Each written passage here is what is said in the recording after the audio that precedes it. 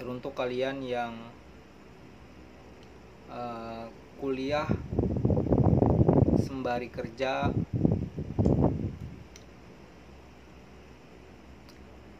tetap semangat dan jangan dengarkan omongan orang lain yang sekiranya itu bisa menjatuhkan semangat kalian. Selalu berpikir positif, anggap kalian itu memang berbeda dari yang lain. Kalau kalian kerja sambil kuliah, di situ ada tantangan yang kalian terima, yang kalian dapat jadikan pembelajaran tantangan itu, yang dimana masalah yang muncul pun pasti lebih berat dibandingkan hanya kuliah saja. Kalian pasti harus yang namanya bisa memanajemen namanya waktu, karena kunci dari bisanya berjalan kuliah dan kerja itu kalian harus bisa mengatur sebaik-baiknya waktu kalian, dan dapat kalian prioritaskan apa yang menurut kalian lebih baik dilaksanakan kegiatannya pada saat waktu itu. Kalau kalian kuliah reguler yang dimana Senin sampai Jumat biasanya itu kuliah, kalian harus pertama kuliah itu tanamkan dulu itu adalah tujuan utama kalian. Setelah kalian menanamkannya, kalian akan dapat mengatur yang namanya jam kerja kalian disesuaikan dengan waktu masuk kuliahnya kalian. Dan kerja, ada beberapa pekerjaan yang tidak bisa kayak digabungkan gitu, kayak bisa dikerjakan saat kalian saat kalian kuliah atau kuliah reguler, bukan kayak kuliah kayak Sabtu Minggu yang kayak buat kuliah pegawai, itu beda.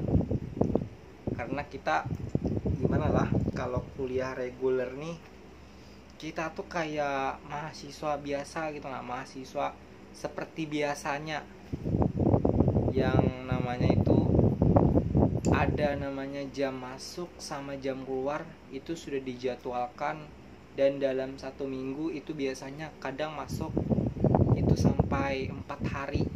Maksudnya tuh 7 hari, 4 harinya itu kuliah, biasanya 3 harinya itu libur. Kadang sampai 5 hari masuk kuliah. Biasanya Senin, Selasa, Rabu, Kamis, Jumat. Kalau Sabtu Minggu itu biasanya libur. Dan beberapa mungkin ada yang sampai dijadwalkan masuk di hari itu. Tapi itu biasanya tergantung dengan jadwal dosennya juga.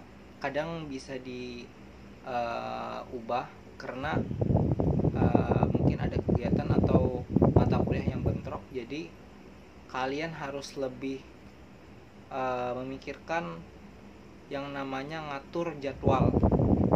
Jadi tidak semua orang, saya yakin tidak semua orang yang bisa yang namanya memanajemen waktu kalau dari sekarang pun tidak memulainya seperti itu. Kalau ditanya apakah berat rasanya atau apakah susah rasanya kuliah sambil kerja, jawaban yang pasti itu berat.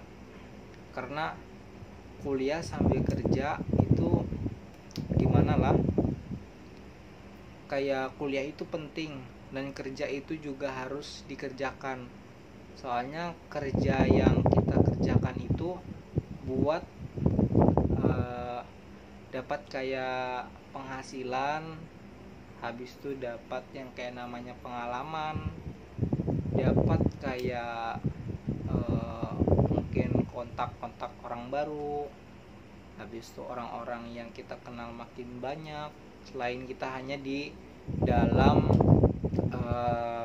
sebatas kayak kampus. Dan kampus kan biasanya di dalam kampus tuh ada yang namanya organisasi kampus.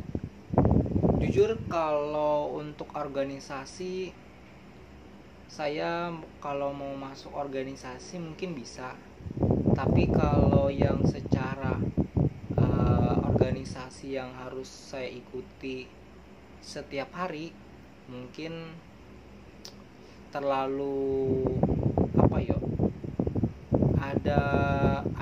ada kegiatan yang memang aku prioritaskan untuk yang kerja gitu. Nah, tapi untuk satu organisasi yang mungkin bisa aku masuki, dan itu bahasanya jadwal dari organisasinya ini nggak terlalu sering ya, mungkin kalau aku pribadi masih bisa gitu. Nah, sembari namanya kuliah kita organisasi itu sambil kerja juga, dan kegiatan yang lainnya gitu. Nah, yang hitungan mungkin secara privasi kita gitu, nah, atau tentang keluarga kita. Jadi kalau ditanya gimana sarannya, mau kuliah sambil kerja kah atau kuliah aja, jawabannya sebenarnya itu ada di diri kalian sendiri. Bahasanya kalian yang tahu kalau kalian itu batas dari kemampuan kalian buat ngelakuin sesuatu itu tuh sampai mana gitu. Nah, kalau kalian memang kuat kuliahnya sambil kerja ya lakuin, tapi kalau memang rasa-rasa kalian itu kayak terlalu berat, sebenarnya jujur kalau pertama-tama memang aku sendiri pun kayak berat gitu. Nah, kalau kuliah itu tuh rasaku tuh kayak kuliah sambil kerja lah, rasaku kayak terlalu banyak yang dikerjai gitu. Nah, satu harian tuh belum mikir ini belum mikir itu rasanya. Makanya kalau ditanya bagusan mana ya susah rasanya jawab. Kalau aku bilang bagusan kuliah aja, ada hal-hal yang sebenarnya yang aku cari gitu nah di kerja. Soalnya ada apa ya, kayak kan pada intinya sebenarnya kalau kuliah itu kan ujung-ujungnya kerja juga. Nah, daripada hitungan aku kuliah nunggu kerja, lebih baik kuliah sambil kerja. Jadi ada pengalaman, ada wawasan, ada seputaran tentang pekerjaan yang mungkin di kemudian hari kita kerjakan, mungkin di bidang tertentu mungkin kepakai aja gitu. Nah, yang pengalaman kita bekerja pada saat kuliah itu. Dan kalau kuliah sambil organisasi juga bagus, karena di organisasi juga mengajarkan yang hal serupa gitu. Nah, ya kataku tadi, kalau aku bisa hitungan kayak kuliah sambil organisasi sambil bekerja, ya itu aku jalani aja gitu. Nah, soalnya aku juga punya teman yang kuliah sambil kerja sambil organisasi gitu. Nah, dan kebetulannya jalan gitu. Nah, jalan jadi kayak santai aja gitu. Nah, bisa hitungan digawinya. Yang tanya kuliah kerja ya jalani aja gitu, jalani aja, kalau usah dipikir-pikir benar. Kalau terlalu dipikir malah jadi kayak beban pikiran gitu. Nah, ya sebenarnya kuncinya kayak ya santai aja, enjoy aja gitu nah menurutku. Yang penting kalian bagi waktu tuh sesuai dengan porsi yang lebih utama gitu nah. Itu aja caranya bagi. Kalau kalian sudah bisa bagi yang namanya bagi jam kerja, jam kuliah, coba kalian tambahi lagi lawan hal-hal kegiatan yang positif yang lainnya. Mungkin saya juga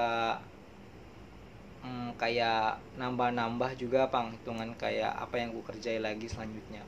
Ini kan salah satunya aku juga buat konten, meskipun kontennya ini baru sedikit aja gitu nah viewersnya, bahkan dibilang belum ada monetisasinya gitu nah, belum ada duitnya.